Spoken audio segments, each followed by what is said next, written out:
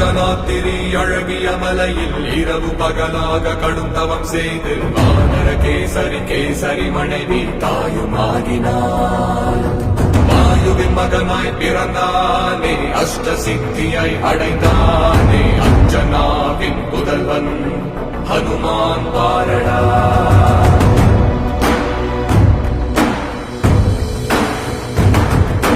காலை விழுந்தவுடன் பசியும் எழுந்ததே, சூரிய தனியாய்